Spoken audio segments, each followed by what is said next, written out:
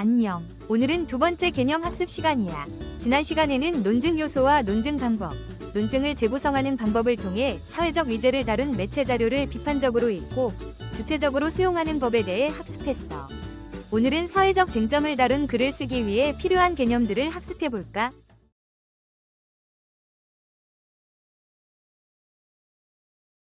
오 단원. 사회적 쟁점에 대한 글쓰기. 사회적 쟁점이란 현재 사회에서 논란이 되고 있는 문제를 뜻합니다.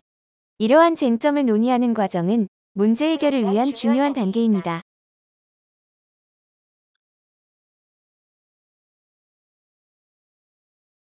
1. 사회적 쟁점 이해하기. 개인이나 집단의 의견이 서로 충돌할 때 사회적 쟁점이 발생합니다. 이러한 쟁점에 대해 다양한 관점과 입장을 살펴보는 것이 중요합니다. 2. 자신의 견해 정리하기. 사회적 쟁점에 대해 충분히 고민한 후 자신의 입장을 명확히 정리합니다. 이를 위해 논리적 근거와 자료를 활용하는 것이 필요합니다. 3. 글쓰기 계획 및 개요 작성. 주제와 예상 독자를 고려하여 글쓰기 계획을 세웁니다. 계획을 바탕으로 개요를 작성하면 논리적인 글 구성이 쉬워집니다. 4. 견해를 정교하게 표현하기. 자신의 견해를 더욱 설득력 있게 전달하기 위해 표현을 다듬고 구체적인 예시를 활용합니다.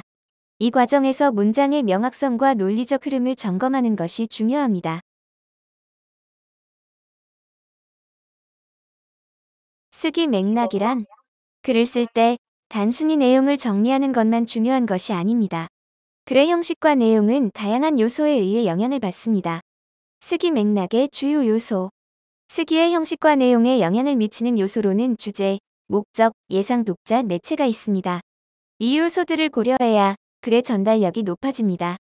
설득하는 글을 쓸 때 고려할 점.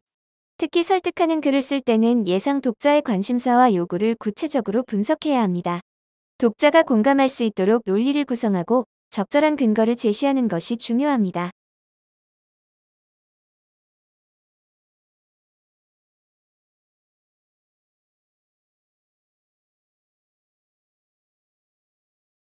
내용 전개의 일반적 원리란 글을 쓸 때 내용을 효과적으로 전달하려면 전개 방식이 중요합니다. 내용 전개의 일반적 원리에는 시간적, 공간적, 논리적 순서가 있습니다. 1. 시간적 순서의 원리. 시간의 흐름에 따라 내용을 정리하는 방식입니다. 주로 사건을 서술할 때 사용되며 독자가 내용을 자연스럽게 이해할 수 있도록 돕습니다. 예를 들어 역사적 사건을 다룰 때 연대순으로 배열하면 이해하기 쉽습니다. 2. 공간적 순서의 원리. 공간의 배치나 위치에 따라 내용을 전개하는 방식입니다. 예를 들어 장소를 설명할 때 가까운 곳에서 먼 곳으로 혹은 위에서 아래로 설명하면 독자가 내용을 쉽게 시각화할 수 있습니다. 3. 논리적 순서의 원리. 연역적 또는 귀납적인 방법을 사용하여 논리적으로 내용을 구성하는 방식입니다. 예를 들어 일반적인 원칙을 먼저 제시한 후 구체적인 사례를 드는 연역적 전개 방식이 있고, 반대로 여러 사례를 모아 결론을 도출하는 귀납적 방식도 있습니다.